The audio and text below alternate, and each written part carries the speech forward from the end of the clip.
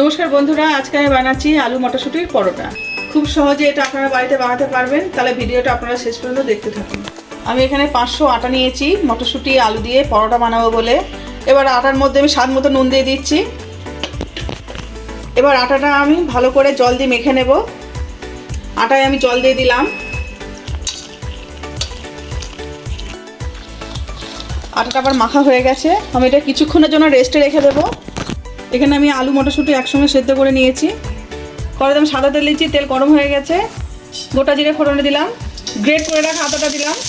কাঁচা লঙ্কা আমি সেদ্ধ করে নিয়েছি, একসঙ্গে সবাই মেখে নেব। হয়ে গেছে, কড়াইতে আমি দিয়ে দিচ্ছি।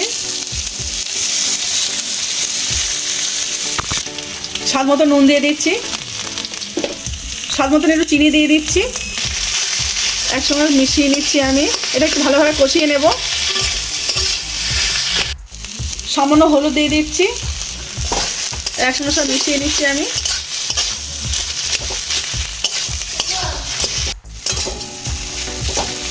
এটার মধ্যে আমি ভাজা মশলা ছড়িয়ে দিচ্ছি, একসঙ্গে মিশিয়ে নিচ্ছি। আমি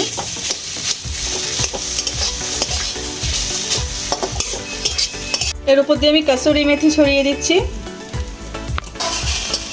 একসঙ্গে মিশিয়ে নিচ্ছি। আমার পুরটা রেডি হয়ে গেল, আমি এটা নামিয়ে নিচ্ছি। আমি লেচি কেটে নিয়েছি, এবারে আলুর মধ্যে পুর ভরে দেব। আটা লাগিয়ে নিয়েছি, এর মধ্যে আমি পুরটা দিয়ে দিচ্ছি। পুরটা দিয়ে আমি এভাবে মুড়িয়ে নিচ্ছি।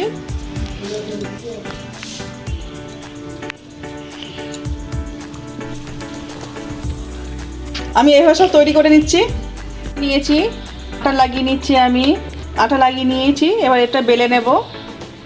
খুব আস্তে আস্তে বেলতে হবে, নাহলে পুর বেরিয়ে যাবে ভেতর থেকে। এটা আমার বেলা হয়ে গেছে। এবার গ্যাসে আমি একটা তাওয়া চাপিয়েছি, তাওয়ার ওপর আমি দিয়ে দিচ্ছি। দেখুন কি সুন্দর পরোটা ফুলে উঠেছে।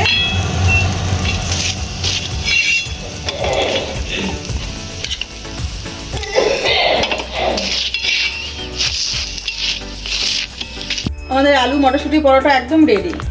দেখলেন কত সহজে বাড়িতে বানিয়ে ফেললাম। আপনারা চাইলে আমার রেসিপিটা ফলো করে বাড়িতে বানাতে পারেন। আজকে আমার রান্নাটা যদি আপনাদের ভালো লেগে থাকে তাহলে লাইক করে দেবেন, শেয়ার করে দেবেন। কেমন হয়েছে কমেন্টে জানাবেন। আবার নতুন রান্না পেতে গেলে আমার চ্যানেলটা সাবস্ক্রাইব করে দেবেন।